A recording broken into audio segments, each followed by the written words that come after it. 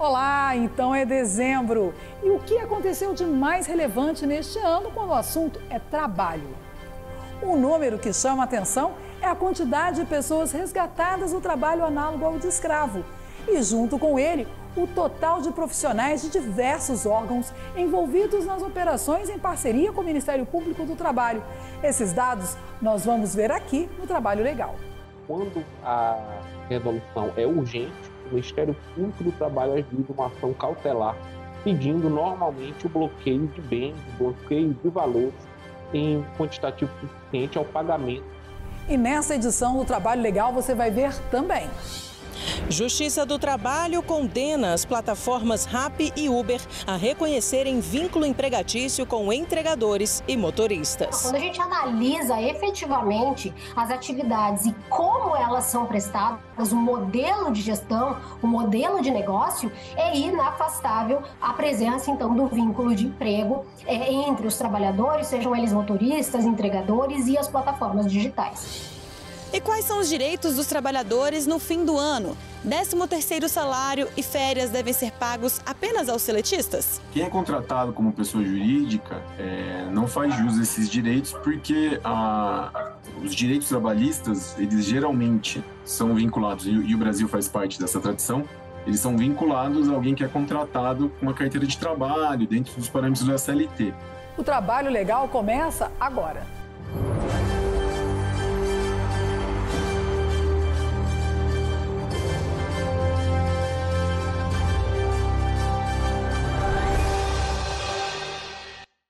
A consolidação das leis trabalhistas, mais conhecida como CLT, é muito clara quando fala em caracterização de relação empregatícia. Havendo prestação de serviço frequente, pagamento, subordinação como carga horária, responsabilidades e obrigatoriedade, já podemos dizer que existe sim um vínculo empregatício. E, para tanto, deve ser garantida a assinatura da carteira de trabalho para que o empregado tenha direitos, como férias e 13º salário. E foi essa a decisão da Justiça com relação aos trabalhadores de aplicativos. E quem nos dá mais detalhes é a Samanta Peçanha. Os aplicativos de transporte de pessoas e mercadorias têm sido grandes aliados na rotina agitada do dia a dia. Entregadores e motoristas lutam contra o tempo para cumprirem prazos e garantirem o sustento do mês. Mas como que ficam os direitos dessa categoria? O Instituto Brasileiro de Geografia e Estatística, IBGE, em parceria com o Ministério Público do Trabalho e a Unicamp, investigou, no fim do ano passado, a relação de trabalho por meio das plataformas digitais. Os dados revelaram a precarização da atividade exercida por esses profissionais, que podem trabalhar 7 horas a mais por semana em comparação com os que não são vinculados a plataformas. E, em alguns casos, chegam a receber cerca de 36% a menos. Outro dado que chama a atenção é o controle exercido pelas empresas dos setores de transporte e entrega de mercadorias sobre eles. O transporte de passageiros alcançou 97,3% de dependência em relação ao estabelecimento do preço da corrida, enquanto os entregadores são 84,3% dependentes das plataformas nesse quesito. Esse motorista, que prefere não se identificar, está vinculado a um aplicativo de transporte há 6 anos. O horário que as pessoas normalmente almoçam, a gente está trabalhando também porque vocês estão indo, né? Então, é aquela pausazinha, às vezes você come até enquanto está trabalhando, toma ali um suco, vai andando, faz uma corridinha e outra, e vai muito dinâmico, assim. Eu tive até problema nos rins, então, pelo papel do caralho, é complexo, a jornada é um pouco puxada se você quiser conseguir ter uma renda para sobreviver da melhor forma, né? Mesmo trabalhando tanto, o valor que recebe não cobre os custos. Se eu pago R$10, eu recebo R$10, uma corrida de 10 km, né? Meu carro faz mais ou menos 12 a 15, né?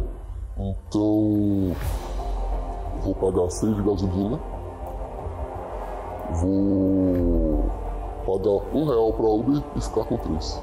Para mudar esse cenário de precarização, recentemente a Justiça do Trabalho condenou as plataformas Rappi e Uber a reconhecerem o vínculo empregatício com os entregadores e motoristas. Nas decisões fica clara a relação entre os profissionais e as plataformas que devem assinar a carteira de trabalho dos plataformizados. A Rappi deverá pagar, a título de indenização, o equivalente a 1% do faturamento do ano de 2022 por danos morais coletivos e a Uber o valor de R$1 bilhão.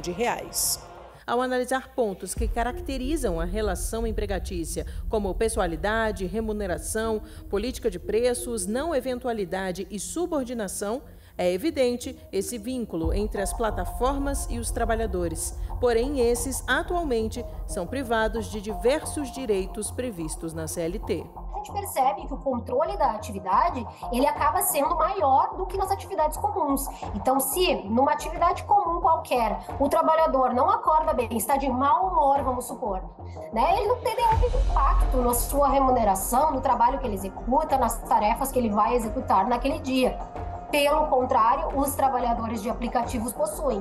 Então, se num determinado dia a pessoa não acorda muito bem, vamos supor, uma situação super normal para qualquer um de nós, ela pode ter repercussões da sua avaliação que vão gerar repercussões tanto de punição, quanto de bloqueios, quanto de encaminhamento de maior ou menor número de chamados naquele dia. Então, não é nenhuma criação, né, do Ministério Público ou de entidades sindicais quando pretende ver essa subordinação caracterizada. A própria lei reconhece isso hoje em dia, né? Quando a gente analisa efetivamente as atividades e como elas são prestadas, o modelo de gestão, o modelo de negócio, é inafastável a presença, então, do vínculo de emprego entre os trabalhadores, sejam eles motoristas, entregadores e as plataformas digitais.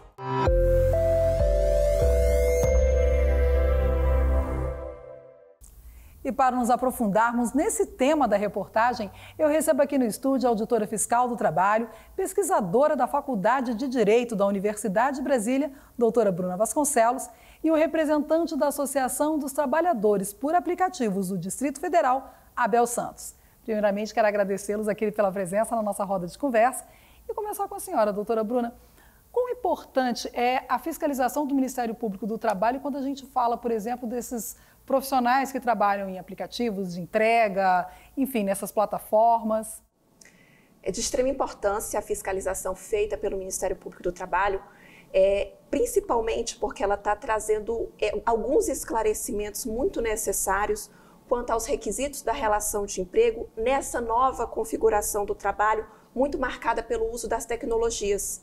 Isso tem causado uma confusão imensa no judiciário, isso tem causado uma confusão muito grande entre a sociedade em geral para compreender em que medida, de que modo a tecnologia tem afetado os atributos tradicionais de uma relação de emprego. Então, a gente está muito acostumado em ter aquela presença do patrão em cima do trabalhador, fazendo cobranças, e hoje a gente está no novo cenário.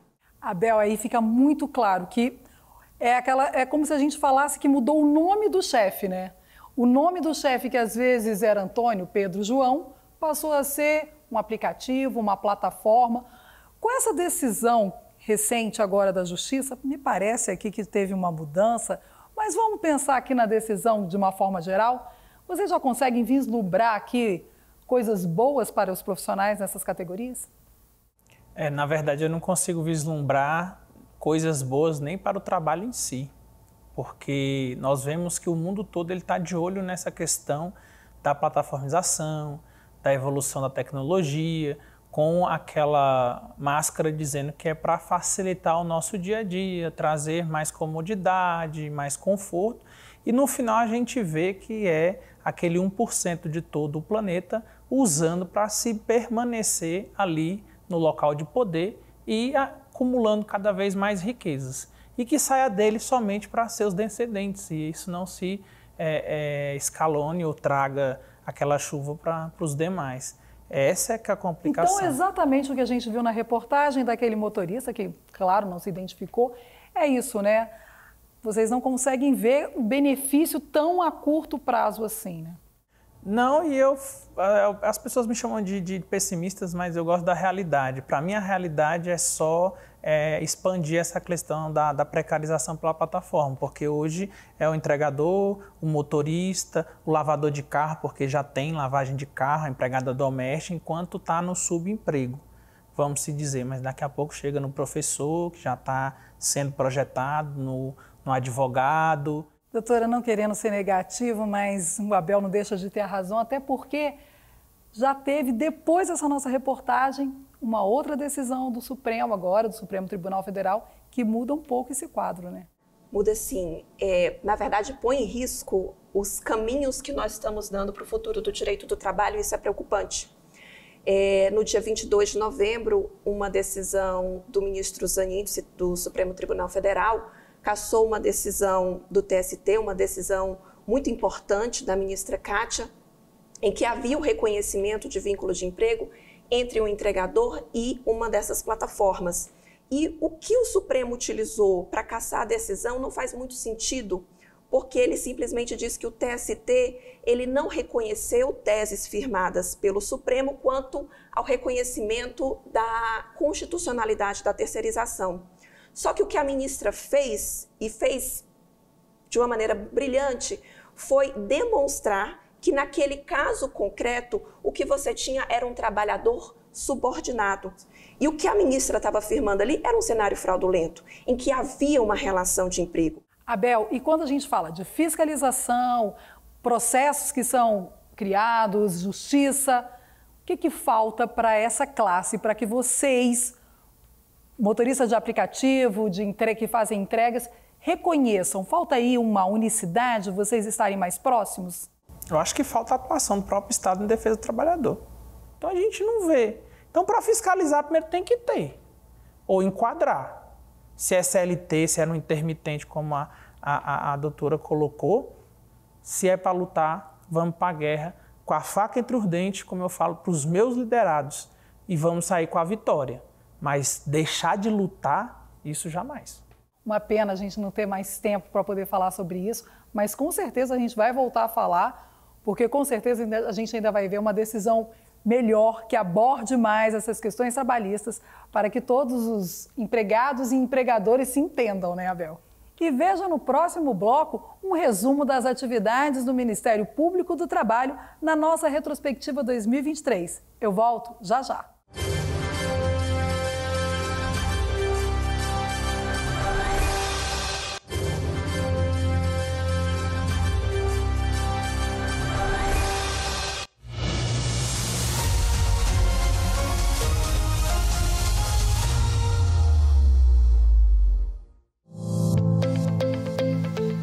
Em 2023 foi marcado por muitas ações do Ministério Público do Trabalho. Um dos destaques da Coordenadoria Nacional em Defesa do Meio Ambiente, que em abril coloriu o Cristo Redentor no Rio de Janeiro na cor verde, com o objetivo de reforçar as ações de conscientização e prevenção de doenças e acidentes relacionados ao trabalho. Além do evento comemorativo de 20 anos da Coordenadoria em outubro, que contou com o lançamento do livro Codemate 20 anos de atuação na defesa do meio ambiente do trabalho e na promoção da saúde do trabalhador e da trabalhadora. Já o fato relevante da Coordenadoria Nacional de Combate à Exploração do Trabalho da Criança e do Adolescente deste ano ficou por conta da conferência do ativista e Prêmio Nobel da Paz 2014, que falou para adolescentes e jovens na Procuradoria-Geral do Trabalho em agosto, na conferência O Fim do Trabalho Infantil como Imperativo da Democracia e da Justiça Social. E o recorde histórico no projeto MPT na Escola, que pela primeira vez foi executado em todas as 24 procuradorias regionais do trabalho do MPT, atingindo 857 municípios apenas no ano de 2023. A Coordenadoria Nacional de Promoção da Liberdade Sindical teve sucesso em uma ação civil pública que levou a Justiça a proibir práticas de condutas antissindicais no SESI e SENAI, além da determinação de reintegração de todos os trabalhadores que foram demitidos da fábrica da GM em São José dos Campos, São Paulo. O destaque da Coordenadoria Nacional de Trabalho Portuário e Aquaviário desse ano foram as 14 força-tarefas do projeto Porto Seguro e as 4 do projeto Santiago, com a celebração de 26 termos de ajuste de condutas com armadores de pesca. Peças de petição inicial para maior eficácia dos processos do MPT e banco de jurisprudência baseado em inteligência artificial foram os destaques da Coordenadoria Nacional de Integração do 1º e 2º grau. O Projeto Nacional Inclusão Socioprodutiva de Catadoras e Catadores de Materiais Recicláveis foi o destaque da Coordenadoria Nacional de Promoção da Regularidade do Trabalho na Administração Pública neste ano de 2023. Esse ano também destacamos a criação da Coordenadoria Nacional de Combate às Fraudes nas Relações de Trabalho em setembro. A Conferência de Gênero, Raça e Diversidade foi o destaque da Coordenadoria Nacional de Combate à Exploração do Trabalho da Criança e do Adolescente, realizada em março. E o número de resgate de trabalhadores análogos à escravidão é o grande destaque da Coordenadoria Nacional de Erradicação do Trabalho Escravo. Ao todo, 532 trabalhadores foram resgatados de condições análogas à escravidão. Os estados com mais vítimas foram Minas Gerais, com 206 pessoas, e Goiás, com 126 pessoas. Depois de vermos este número de pessoas resgatadas do trabalho análogo ao escravo, não tem como não pensarmos nessas vítimas. O que acontece com elas depois de libertadas? Foi em dezembro de 1940 que o Decreto-Lei 2.848 trouxe como situação análoga ao trabalho escravo submeter qualquer ser humano a serviço forçado ou a jornada exaustiva, quer sujeitando a condições degradantes de trabalho, quer restringindo por qualquer meio sua locomoção em razão de dívida contraída com o empregador ou preposto. O combate ao trabalho escravo segue diariamente, com medidas de fiscalização e ações propostas pelo Ministério Público do Trabalho, Ministério do Trabalho e Emprego, Ministério Público Estadual e pela Polícia. Prova disso é que só esse ano, de janeiro a novembro, 2.847 vítimas foram libertadas em todo o país. Um recorde para o período nos últimos 10 anos, segundo o Ministério do Trabalho. Além disso, em outubro, a chamada lista suja de empregadores envolvidos com situação análoga à escravidão teve a maior atualização da história, com 204 nomes adicionados, somando um total de 473 pessoas físicas e jurídicas. Só em agosto, 532 trabalhadores foram libertados em 22 estados e no Distrito Federal. Neste ano, o número de ações fiscais deve ultrapassar 530, registrado em 2022. A gente consegue cruzar, por exemplo, o número de ações fiscais, o número de trabalhadores resgatados com o CNAE, que é um código específico daquela atividade econômica e área geográfica, e a gente monta realmente um panorama, né, socioeconômico do trabalho escravo, um retrato, né, da configuração socioeconômica do trabalho escravo naquele ano. Nós estamos fazendo isso para 2023. Então nós começamos a conseguir entender quais são os estados que nos preocupam mais, quais são as atividades econômicas que nos preocupam mais. Nesse cenário, junto com outras autoridades, o Ministério Público do Trabalho desempenha um papel fundamental na luta contra esse tipo de crime. Entre as atribuições estão a fiscalização das condições de trabalho, a promoção de ações judiciais para responsabilizar infratores e a busca pela reparação dos direitos dos trabalhadores em situações degradantes. E você sabe o que acontece com os trabalhadores resgatados nessa situação? A oportunidade de uma vida digna, que começa com uma indenização pelo trabalho prestado. O Ministério Público do Trabalho, ele, durante a atuação no combate ao trabalho escravo, ele busca sempre uma composição extrajudicial. Ele propõe o termo de ajuste de conduta para que aquele empregador infrator, caso concorde, ele adeque a conduta, ou seja, ele adeque lá e corrija as irregularidades, de forma que nenhum trabalhador mais no futuro seja submetido a condições análogas de escravidão. E também, nesse TAC, ele prevê uma indenização por dano moral individual para as vítimas do trabalho escravo e uma indenização por dano moral coletivo para recompor os danos sociais oriundos dessa conduta. Caso o empregador também não tenha pago as verbas rescisórias, isso pode constar no termo de ajuste de conduta. Quando não há essa composição voluntária, o Ministério Público do Trabalho adota, uma medida judicial. Ele passa a buscar a resolução da demanda com um pedido ao Poder Judiciário. Dessa forma, quando a resolução é urgente, o Ministério Público do Trabalho ajuiza uma ação cautelar, pedindo normalmente o bloqueio de bens, o bloqueio de valores em quantitativo suficiente ao pagamento de todos os débitos trabalhistas, de todas as indenizações, indenização por dano moral individual e indenização por dano moral coletivo.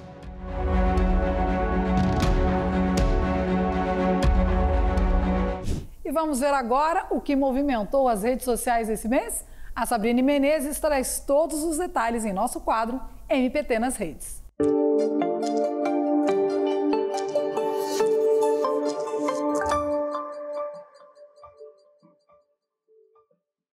Oi, Madê!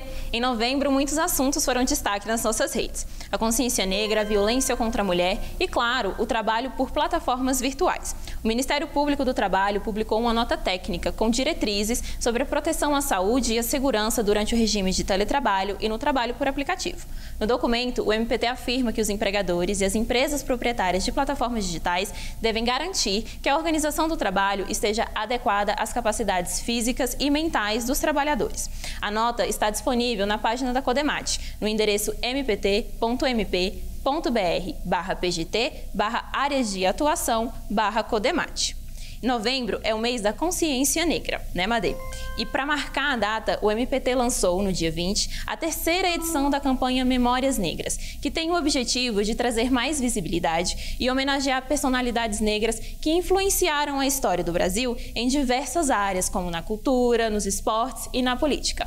Outro post de destaque traz também o dia 25 de novembro, Dia Internacional de Combate à Violência contra a Mulher. Por meio do projeto Florir, Semeando Oportunidades para o Fim da Violência contra a Mulher, o MPT atua junto a empresas para que ofereçam vagas de trabalho a mulheres em situação de violência. Assistência psicológica e capacitação profissional para a mulher e os filhos são algumas das ações oferecidas pela iniciativa. O projeto também busca facilitar a implementação de medidas que permitam o afastamento do local de trabalho e modificação na rotina diária das vítimas, garantias previstas pela Lei Maria da Penha às mulheres que sofreram agressão. Se você for vítima ou souber de algum caso de violência contra a mulher, denuncie. Ligue 180. E se você ainda não acompanha a gente no Instagram, no Facebook e no Twitter, tá na hora de conhecer os perfis oficiais do MPT e ficar por dentro. Vem curtir, comentar, salvar e compartilhar as postagens no endereço que aparece aqui na sua tela. O MPT nas redes fica por aqui. Tchau, tchau.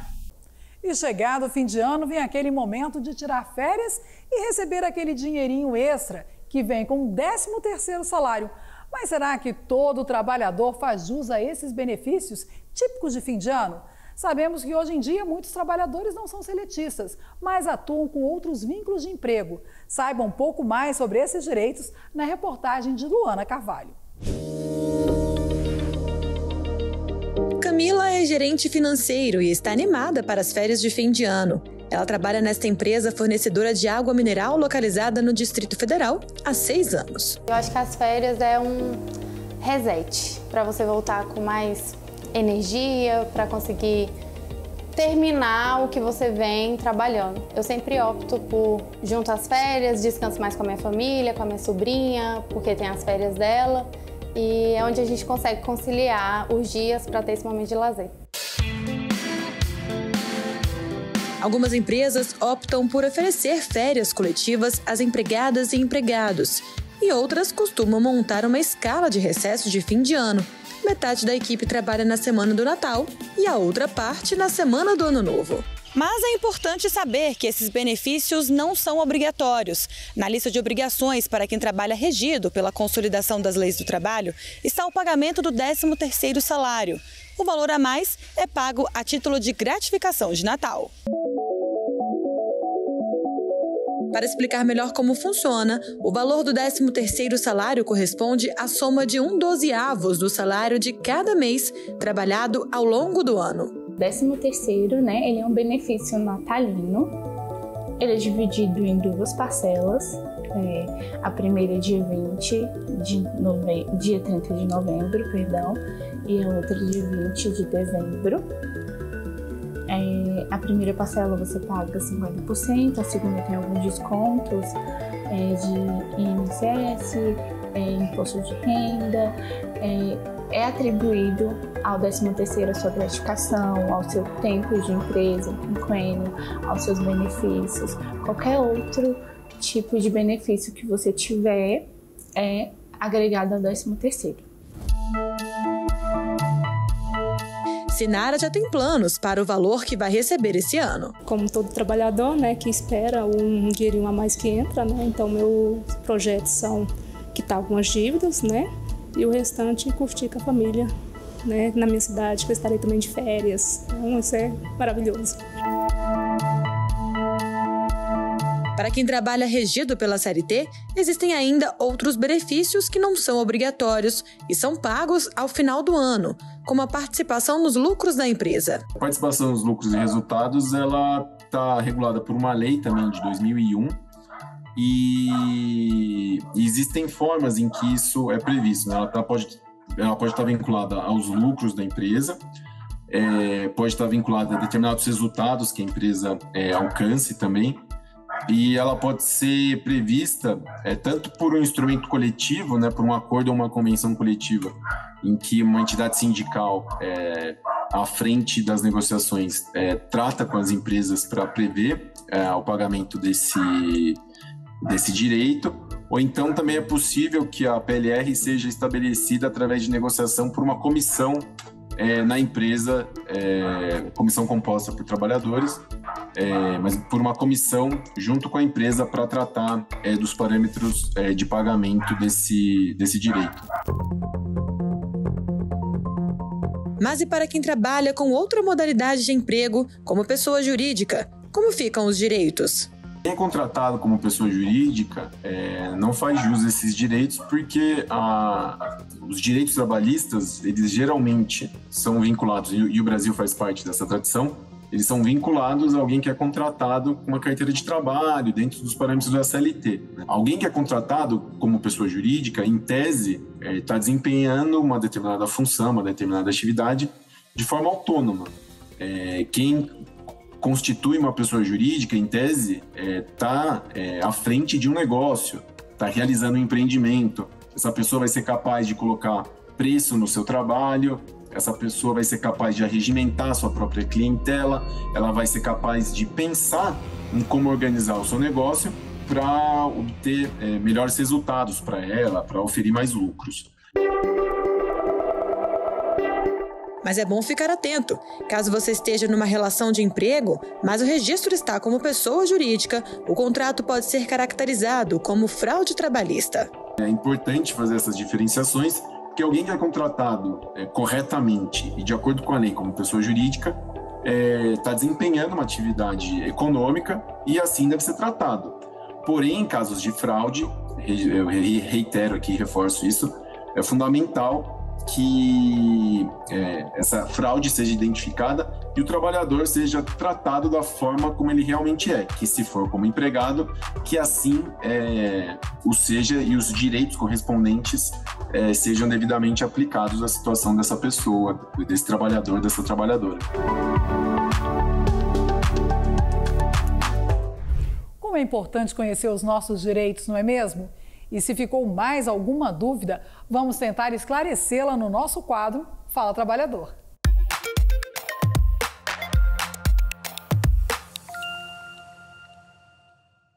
É obrigatório o recesso de fim de ano? O recesso de fim de ano, ele não é uma obrigação legal, então não se constitui como uma obrigação da empresa, né, pois não está previsto na CLT.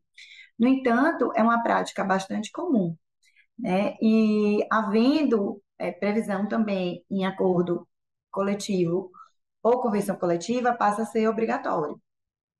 A empresa é obrigada a pagar a participação nos lucros para todos os funcionários? a participação nos lucros, o resultado, ela é uma bonificação ao trabalhador e não uma obrigação legal. Né? A princípio, a empresa pode instituir o programa, mas a partir do momento que há uma previsão expressa em negociação coletiva ou acordo individual, aí ela passa a ser obrigatória. Quando devo receber o 13º? O 13º salário ou gratificação natalina, ele deve ser pago em 2 parcelas, né? Sendo que a primeira vence no dia 30 de novembro e a segunda até o dia 20 de dezembro de cada ano. Assim chegamos ao final do nosso programa e também do ano. Tenham todos um excelente Natal e até 2024. Agradecemos que nos acompanharam e esperamos vê-los novamente em breve. Tchau!